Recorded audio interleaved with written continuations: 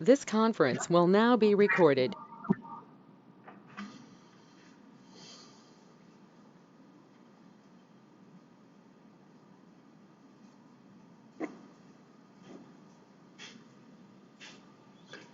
Can you hear me? I can. Sorry. Okay, there you go. You're on mute, I think. Yeah, Linda, you can take off mute. It's just the three of us. I don't think I ever met you, have I? Did I last month? I am not sure. So my name is She, Kathleen. she's, Go ahead. I said she's been on a few calls before, Okay. and I think the last call I saw you, I was having technical difficulties, so we didn't end up having it. Yes, And yes. then a few other things happened, and we had to like repackage or boot this call. So Yes. I'm hoping you got a notice in your email that there I was a call did. tonight. I Okay, did. good. I did. So that's working. Good. That's a positive. Well, So, Kathleen, I'm Linda, and I live in Alabama. and how many years have you had sarcoidosis, my love? I was diagnosed in 2001. 2001? Mm-hmm. Yeah, I always got to do math too. What's, 22 years. Okay. wow. Does it affect your way of life? Uh, well, yeah, at times. Um, I don't do well walking long distances for a long time. Um, and just, I mean, sometimes the fatigue is probably the worst. But I have musculoskeletal uh, issues mostly is my biggest thing. So pain, Yeah. but press through it. Yeah, we always do, don't we? Yep. Um, so you said your legs were hurting. Did they biopsy for small fiber neuropathy or no? Yes, And you have that too? yes. Yeah, me too. It rots. I like walking. Yeah. I used to like walking. That's how I should say. Yeah, She that's used to love probably dancing. it. Yeah, I'm a dancer and I can't dance. Oh wow, it's Uh, got to be bad. yeah, that's my outlet. So I'm still searching for a new outlet. How long Yeah. is this? 2 years? I can't find anything. So I live in New York. New York. All right. I'm one of the moderators as well. So 2009 when I was definitively diagnosed. Um, I pretty much Hmm. have it everywhere. I think the only place it's not right now is liver. Hmm. I figure if I drink enough, then I won't go to the liver. Sorry. Hey, you're stealing my Okay. plan.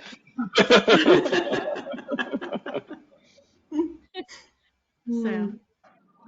sorry about that, Kevin.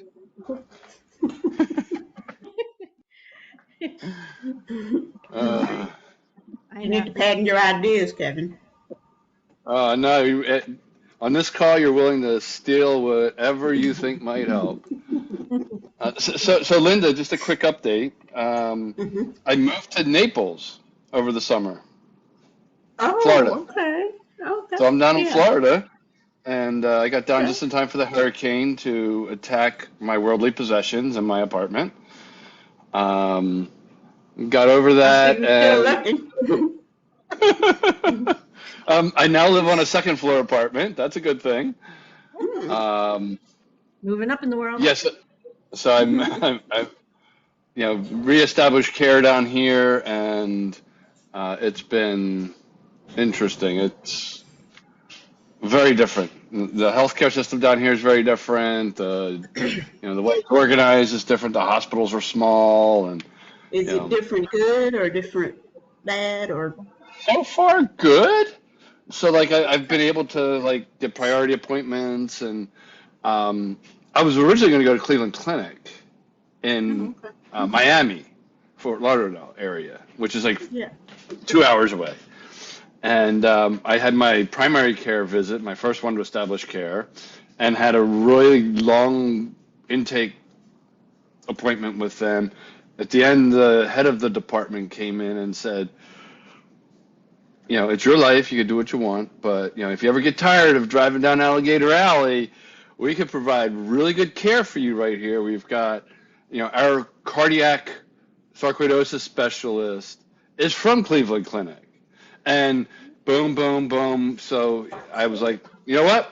It's stable. I'm doing better. So you know what? I think I'm going to just try that. It's all downtown. It's nice and easy. And there's a lot of speed bumps along the way. But yeah, so I'm down here now full time and trying to figure out how to make that work. Good. Good. Yeah, it's been a lot of stress, which is not a good thing for sarcoidosis. Absolutely not.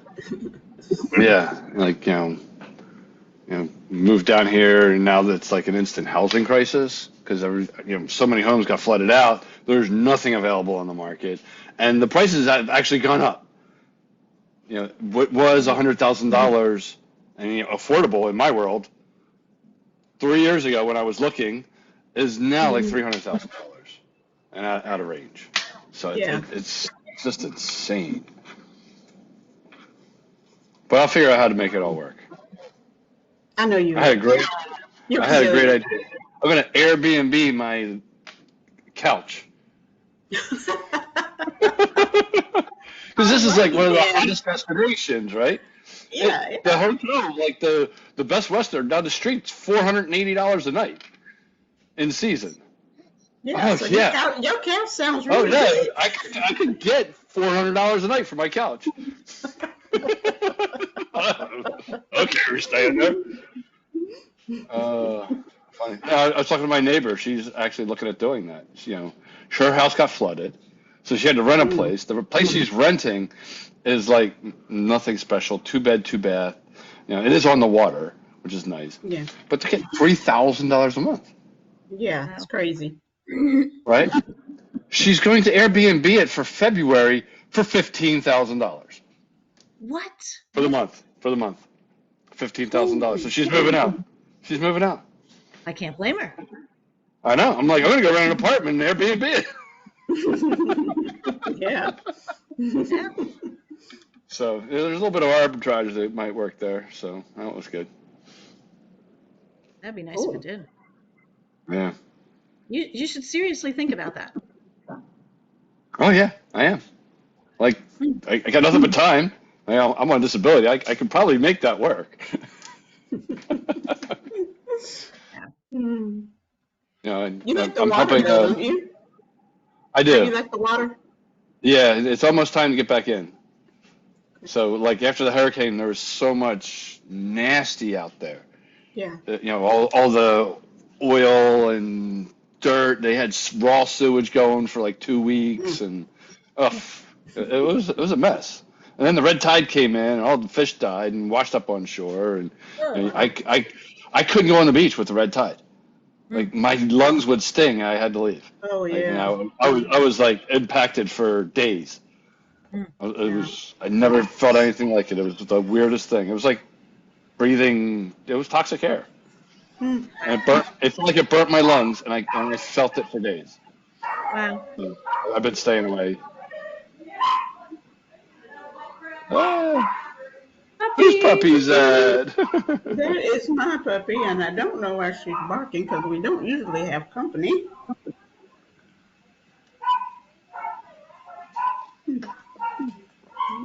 Barking. What are you two doing? My two got their ears perked up. Yeah. Yes, there's another puppy.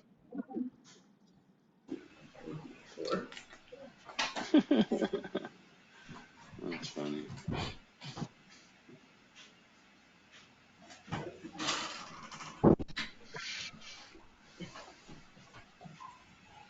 I think they've shut her up in a room. Well,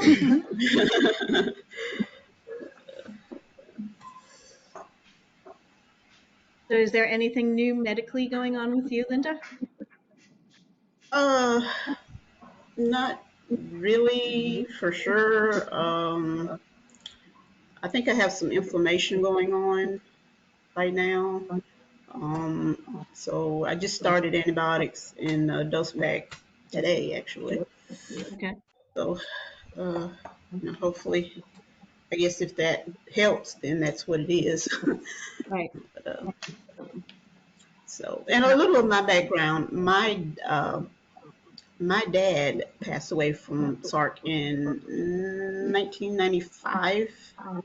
Hmm. Uh, and oddly enough, I had actually heard of it, but that was, pretty much it. Um, and so he went to UAB, to the Kirkland Center is where he went. And his pulmonologist, I mean, he knew um, a little bit about it, but actually, my dad's case prompted him to start doing research, which was great. But then he decided to move to California to focus on the research, and so he ended up with someone else. But uh, see, he was there for 2 years, um, and I think his doctor, hmm, I think he left maybe 6 or 8 months before my dad passed.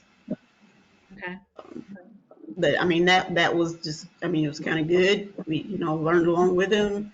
Hmm. But they actually, they would have uh, pamphlets and other stuff in their waiting area that they started putting there.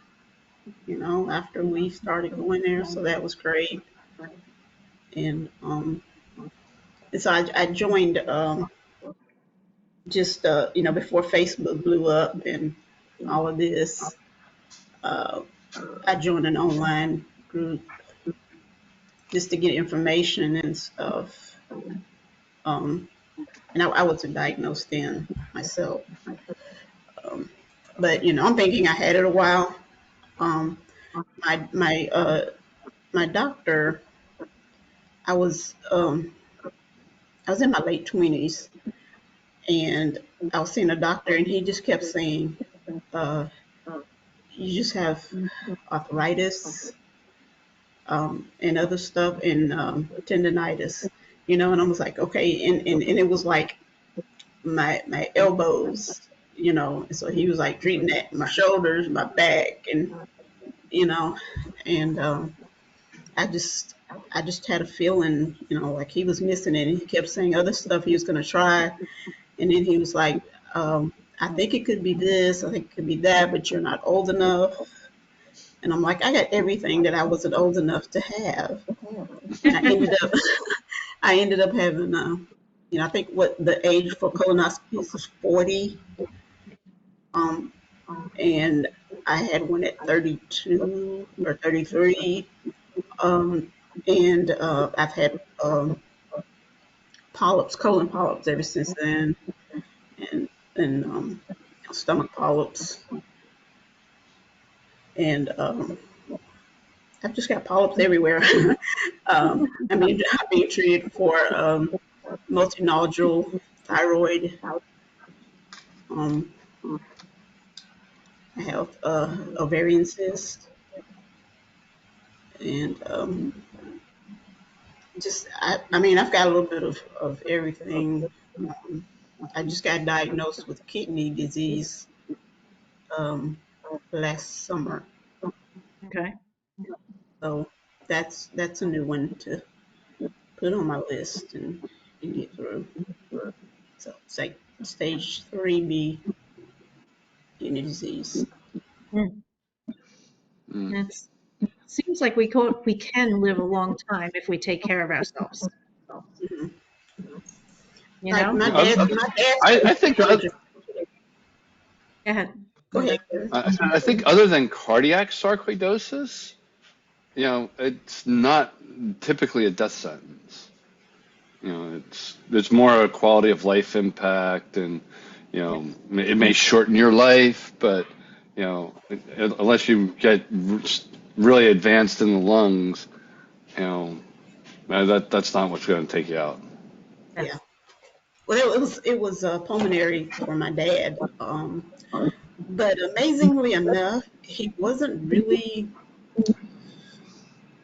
like really down, bedridden, whatever.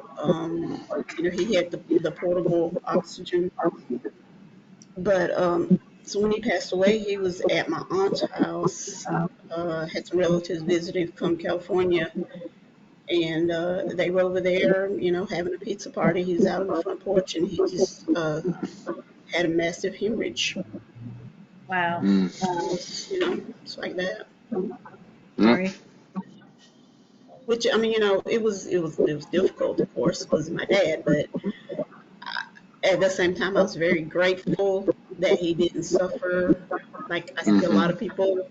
So I was really grateful for that. I know some people, found that hard to believe, but I had a peace because of that. You know, I can after understand that.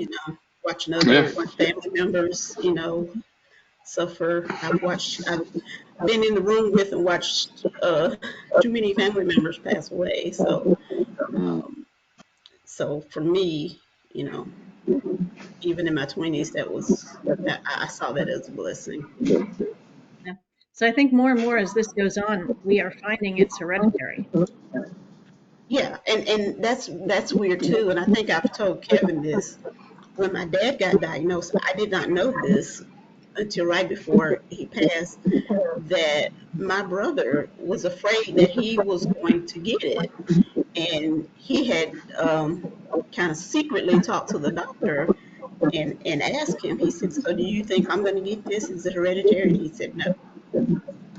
And oddly enough, I ended up, I Really? never even thought of it. I didn't even Right. consider it being hereditary, but my brother was worried about it being hereditary and he didn't get it. So, Yeah. That's one of the things that I've been talking to the FSR about. I said, the more and more I speak to patients, is it seems like it's hereditary. I'm adopted, so I can't tell you if my mother or father or an aunt or an uncle had it. yeah. Can't tell you. Yeah.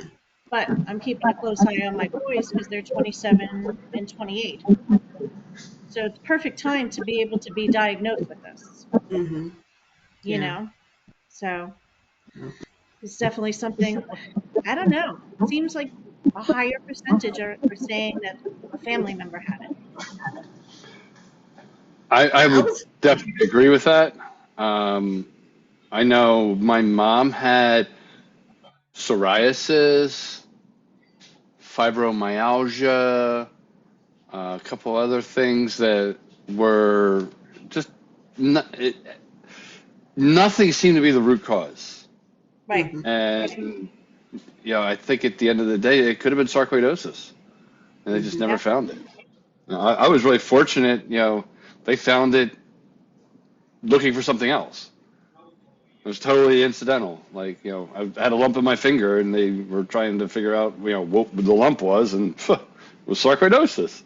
I'm like, oh, Yeah. we know what's wrong with your finger. Go see a lung doctor.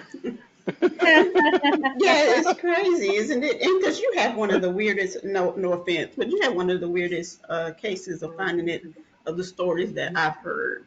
So I think Right, you had right. a unique story, in my opinion, Kevin. I really do think so. But you're a And then I unique had person. and then I had the accident, and it got in my heart. So it's crazy. So weird, I right? was telling, yeah, I was telling Kathleen I got deposed on Monday for that accident, for the lawsuit. Hmm. That was a And first. that's been how long? Actually, the day I was deposed was the 3-year anniversary of the accident. Wow. Wow. How weird is that? See, there you go with your uniqueness again. Wow. Mm. Yeah, that was something. So Kathleen, where's your most difficult So, areas or well, I'll rewind for a second. I'll go back to when I was first diagnosed. I had this mark, it looked like a freckle on my inside left calf, and it was itchy and red. So I went to my primary, And he's like, it's just eczema. You need to put more moisturizer on it. And I looked at him, I go, My grandmother and my mother told me always to moisturize every day, and at night. That's not what it is. He's like, okay, you'll have to go for a chest x-ray. I went for a chest x-ray, something showed up, CAT scan. Now I got something in my stomach and my left and right lungs. And then PET scan, I was glowing. All the lymph nodes, everything was glowing in the dark. So at this point, they said, you have cancer throughout your body. And I looked at him and I go, no, I don't. Because I had a double punch biopsy on my leg. And it came back inconclusive, the first one. Second one said, not conclusive, however, possibility of sarcoidosis. So I was like, sarcoid what? Yeah. Dr. Google. Yeah. Yeah. What the actual F? Right. So they sent me to a thoracic surgeon, of course. And of course he says, oh, absolutely not, because you were a former smoker. You definitely have lung cancer. Definitely. I said that to him. I said it right in front of my husband. I said, I don't think you're right. And he's like, I'm the surgeon. You need a biopsy. So I'm not scheduling it right now. I'll go home and think about it. My mom, I was very involved in the church. So was my mom. So next Sunday that I went into church, I had everybody hugging me saying that I was dying of cancer. Oh my God. Yeah, even the pastor, the deacons, everybody. Because I know all of them. I'm involved. So the pastor finally called me a week after and said, listen, your mother's going to have a coronary. Just go for the biopsy. I go, well, you don't understand. This is not an easy biopsy. I said, they're going to cut me from almost my back all the way to the front and down my rib cage. So this is going to be a long heel. I did go for it. I've been saying for all these 14 years that they took out a piece the size of a quarter. You know what my husband told me on vacation last week? No, honey, you had a quarter of your lobe taken. Not the size of a quarter. A quarter of the lobe. Don't you kind of need that? No, evidently I don't. Apparently they didn't think it was that important. Yeah. So, but anyway, the doctor saw my mother and my husband in, they were in the waiting area, and I was in ICU. So he brought them to a room and closed the door and told them to sit down. So they thought I was dead. Oh, wow. Which I was kind of happy about because you know what? I didn't want this anyway. But anyway, so then when I saw the surgeon one more time, he said he apologized to me because it was sarcoidosis, and he started flaming me. He says once it's touched, it starts going everywhere. So right now I have it lungs, of course, lymph nodes, kidneys, neurological, and heart. That's it for right now. How does it affect your kidneys? I keep getting kidney stones. So Okay. yeah, it just I keep getting them, and I drink tons of water, to try and not have that happen. But I still keep making calcium. So that's what they're saying it's from. Yeah. It's okay. I'm still here. I told Kevin I'm coming off of all my medications. I touched base with my neurologist, who was on vacation for a year because she also had a baby, but she came back. Oh, okay. You didn't run off. Yeah, I went to see her in January, and I said, hey, listen, we don't know that the lyric is working. We don't know what's working and what's not anymore. You just keep adding. I said, so I think it's time to go off of everything and do a restart. So I'm going to pay the price for it. I'm already paying the price for it. Yeah. Now I'm off my prednisone for a week and a half, so you know what I feel like. No more super. Yeah, but the Lyrica, I have such bruises on my legs. I had them on my hand. I mean, big ones like this. You'd swear I was beaten. Yeah, a lot of different medications will do that. My dad was on a lot of medications, and you touched him and he bruised. Yeah, That's what I felt like. But then, So another 2 weeks and I'll be off of everything that I need to be off. I mean, it's rough to do that, but sometimes it's worth it, even though you may not feel like it at the time. But they just keep adding to the Lyrica. So I initially started with 50 milligrams, and I was up to 150. It started with one a day, to two a day, now to three a day. That's a lot of medication for anybody. Yeah.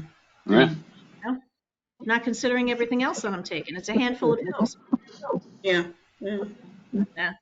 So I'm going to lessen my pills and do all the organic ones, my vitamin C's, my B's, all that kind of stuff. Did you have a rough time with the side effects of the Lyrica? Not initially. It's only been Really? recent that I've been like seriously bruising with it. Um, I don't know. I forgot words anyway. They put me on Topamax. Was I around you at that time, Kevin? Hopefully I'm not. not sure. I couldn't speak. I couldn't string two words together. Wow. My husband's like, you need to get off of this. So they said, oh, well, we weren't sure how it would work, but we call it Dopamax because it makes you dopey. Then why don't you put me on that? Right. Right. So I put that Yeah, on that. I remember in the middle of my treatment, like August or September of 2020, like 9 months in to hell. Um, the doctor's like, "You're tolerating the treatment very well." I'm like, "Excuse me?" Like, I would hate to see what not tolerating it well is because this is awful. It's been murder. And like, I don't agree. I'm not. Yeah. I was like that. My Oh. my kidney doctor put me on Ozempic, and Hmm. it's awful. If either one of you've ever been on it, it's awful. And I went back, and he said, "So how you tolerating it?" And I'm like, "I'm sick as a dog." And he says, "Well, I want you to go up another milligram." I thought, okay, but I went to when I went back to my endocrinologist, the nurse practitioner, she was asking me, and before I could get my words out, I said the word Ozempic, and she had a look on her face. She said, "Oh God, that's awful." And and I told her, what I told him and what he said, and she said, "Have you increased it?" And I said, "No, not yet." And I said, "Because, I said, I'm just going to, kind of wait and stay on what I'm on for a little while." And she said, "Don't go up until you're comfortable."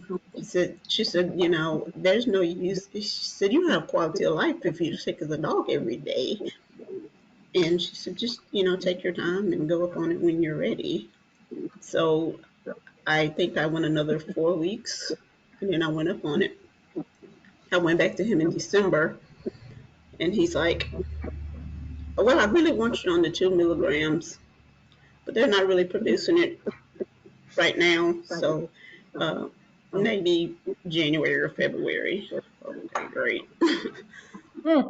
But I mean, I mean, of course, it's helped with the weight loss, and my family was like, "Of course, it helps with the weight loss. You can't eat anything." you know, you can't eat, and what little bit you do eat, you throw up. So, Yeah. That's not cool. Not Mm. cool at all. Are you still on it? hmm I give I you a am lot of. I'm tolerating it a little bit better. Um, but like I only eat small meals. Like just now, I just had dinner, and I like made me a hoagie sandwich, and that was it. Mhm. And then maybe in 2 or 3 hours, I'll eat something else. Hmm. Yeah. Probably Small just bits. peanut butter and crackers or something. But yeah, I don't really even eat a full meal a day. Mm. But if I do that, then I'm not throwing up. I'll maybe suffer some nausea, but the food stays down. Mm. That's good. Yeah. I know my husband's on that Ozempic for his diabetes. He Hmm. seems to be tolerating it fine, surprisingly. Really? Yeah, Mm. I'm Yeah, sensitive to you medicine. know, I know I'm generally not sensitive to medicine, except for prednisone. That's on the do not fly list. Um, I think that's everyone. oh, the only thing worse than being on prednisone is getting off prednisone. Oh, Mm. jeez, oh man. The last summer was awful. That was like the end of my taper. And by the time I got down to like 3, 2, 1 milligram, oh, everything was hurting and all these strange things were coming out of nowhere. And it just, and then all of a sudden I ended up with like severe arthritis in my shoulders. Just like that. Mm. Yeah. It was fine. And then like not seized, but like all of a sudden instantly crepitus. And like it was just painful to move, and Yeah. it was awful. Um, so yeah, I'm trying to get off, most of the meds, but I couldn't tolerate methotrexate. That was the first time I'd ever Mm. taken a medicine, and like this is not for you Yeah. The because it, tablets or the injection? it was just tablets, and I was only on it for like 3 days, and they did a liver enzyme test. and went, nope, you're off, and had to go find something else. Well, that's why I was asking Kathleen about Lyrica. My rheumatologist put me on it, and I was like, I don't think this is for me. And he seemed like he kind of got a little bit ill, but I mean, I didn't care. But um, and I can't exactly remember what side effects made me say no. But um, yeah, it didn't take me long to figure out that it wasn't for me. And I'm like Kevin, I'm very tolerable to most meds. Yeah. I remember gabapentin was another one that I was taking that. I was like, ooh, no, no, no, no, no, Nope, no. me neither. I was instantly melancholy. Hmm. I was like, why am I melancholy? And I literally the side effects melancholy. I was like, oh my god, no, I don't like this. And it wasn't doing anything for the nerve pain, which for whatever reason just suddenly came and left. So it went away all by itself after a while. Um, but yeah, getting off of prednisone was hard. Yeah, it hurts. So I'll survive another 2 weeks. I am I'm 1/3 of my CellCept dose. Okay. I've cut it down. Now I'm on one third of what I was, 2 months ago, and I cut my metoprolol in half. Okay. So I'm only taking one a day, and that was primarily like it depresses you a little bit, like your heart rate. It Hmm. affects your sympathetic nervous system, which at the time was 100% required for sexual relations. So Hmm. that was an issue. It's like, oh yeah, metoprolol will definitely cause erectile dysfunction. I'm like, then stop giving it to me. This is gonna work. Come on, I You got got 12 something that don't do that. Seriously. So yeah, we he was like, yeah, we don't need you on it. So I'm like, well, let's get off it. Well, oh, slow down. So we got to taper this one. That one, like they got to go like every 3 months. We'll drop. So we dropped half, and then we might drop half again, and then cut it off by the end of the year or something. But yeah, I'm down to Plaquenil is the last one, and I just started taking that because I'm having some like arthritis in my ankles, and my rheumatologist is like, oh yeah, Sark loves to hang out in your ankles. I'm like, ew. But Yeah, Plaquenil is really good for that. I was going to say Plaquenil is the only thing that has helped my arthritis pain. It did really well Yep. for that. So Mm. I'm trying that. I just got my ophthalmology appointment, and because it causes blindness and other things, so you got to get lots of eye exams every 6 months. Yeah. There's like Fortunately five for tests. me though, it never affected my eyes, so I was really glad. I Yeah. didn't like going Well, that I'm on often. 200. I'm at 200. Like the stuff they Yeah. were talking You about do is, two a day? 1,000, and at the end of the 5 years, you're starting to get cataracts or whatever. Yeah. Mm. Do you take two a Uh, day? no, just one, Just one? 200. Yep. Oh, okay. I was on it twice a day, 200. I don't remember what I was on. 14 years ago. Yeah, You're right. I actually prescribed it for myself back during the pandemic Oh. Mm. because it was a prophylactic against COVID. Mm-hmm. And at the time, we didn't know how COVID would react with sarcoidosis. Mm-hmm. So I was like, well, it's effective in pulmonary sarcoidosis. They don't know why. And it works against COVID. And I got one and I don't want the other. So, yes, I'm taking this.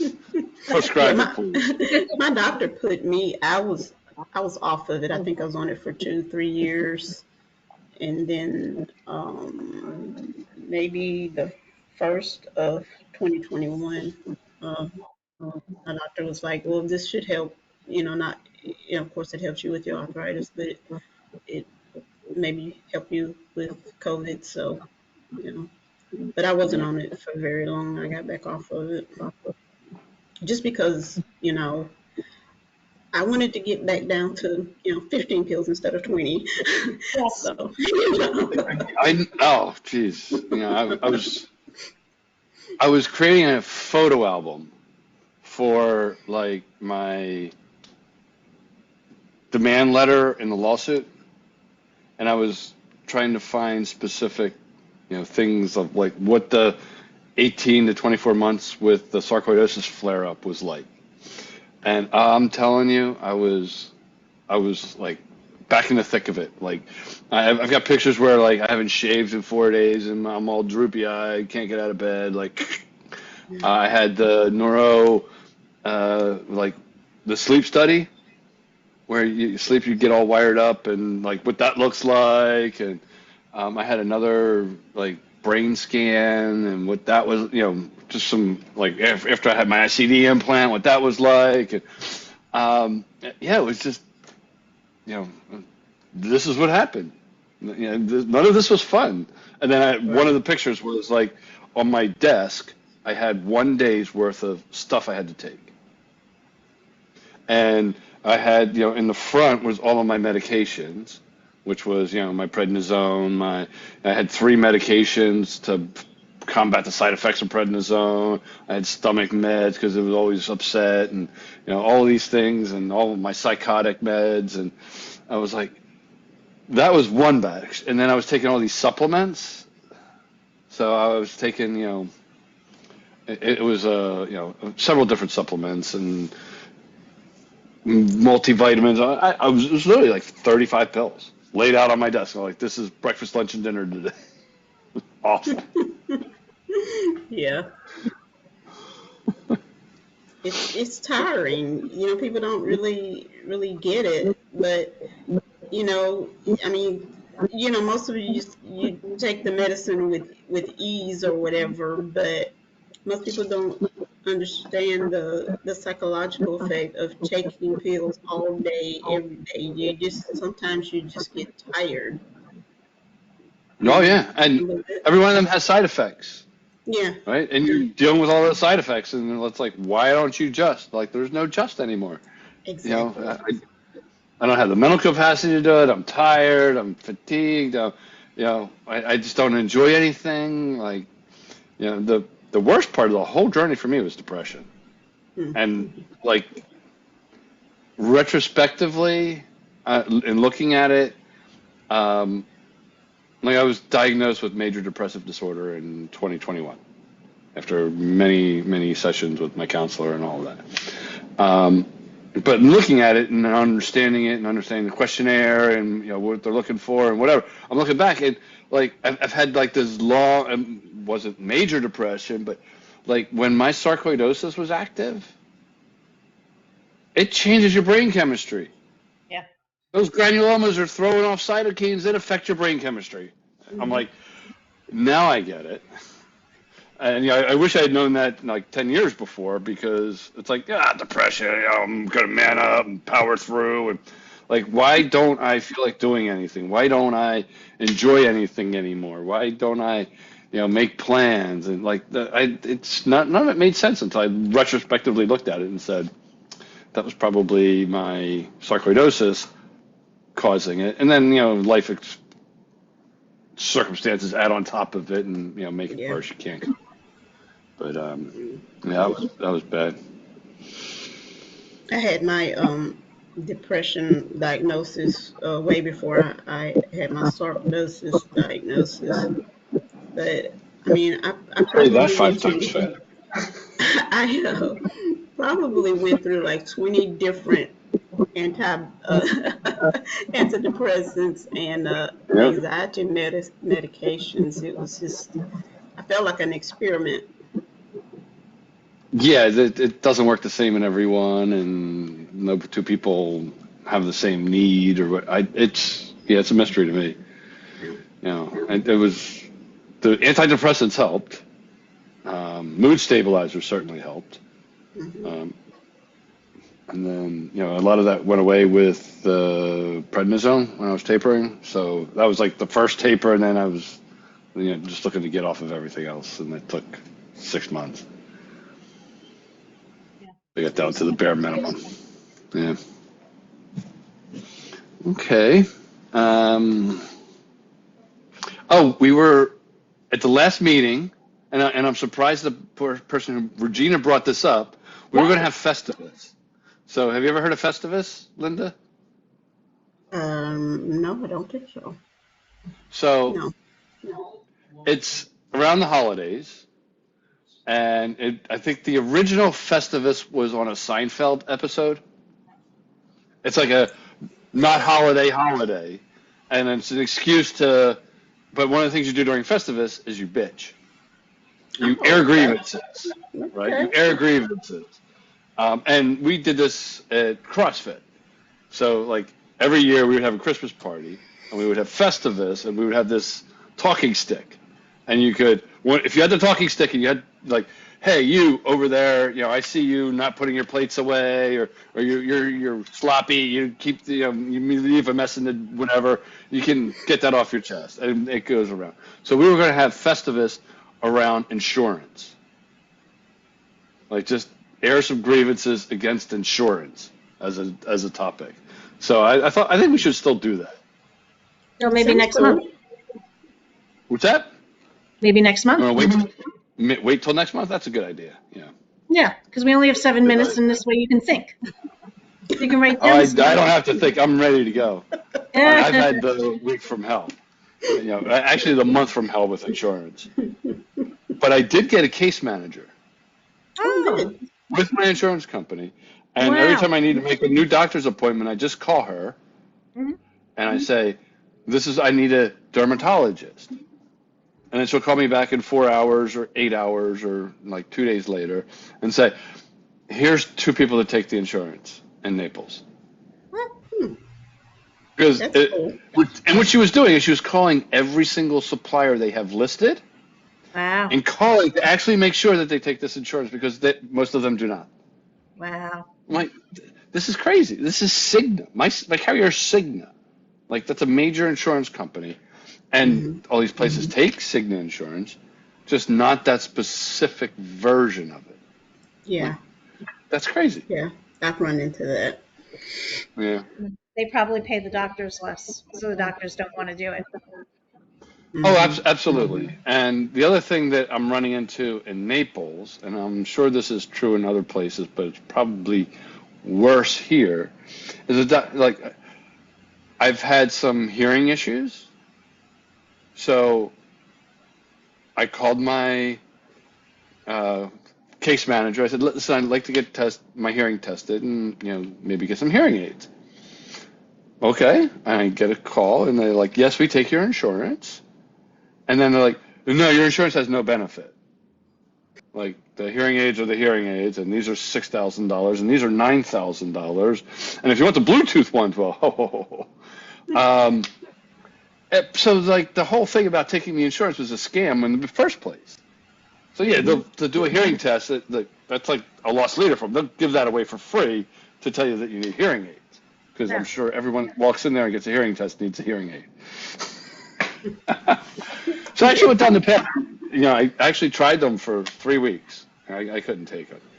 You know, like, oh, maybe we just need a little longer. I'm like, no, thank you. I'll take my money back. Yeah. So yeah, it's been a real struggle with the My insurance dad situation. was legally deaf, and they tried hearing aids on him when he was younger, when they first realized it, and he couldn't handle it, so he never tried Now any of they've them. come a long way. So one of the issues since taking metoprolol is metoprolol gives you tinnitus, Mm. the ringing in the ears, Mm-hmm. and the ringing varies from like a whistle, like a leak in a pipe, to mimicking my ringer on my phone. Huh. So I will be standing here and I will hear my ringer going, ring, ring, the actual ringtone over and over and over again. And I will be looking for my phone because I'm going to answer it and it's not ringing. It's just in my ears. It drives me crazy. So the hearing aids retrain your brain to put the tinnitus back into the background, supposedly. So I'm like, oh, well, I'll take it for that, right? But it was just too much. Like every little noise is amplified. So Yeah. I was just like, I'm not ready for that. I'll deal with the lack of hearing that I have and just make a joke of it. What'd you say? What'd you say? What'd you say?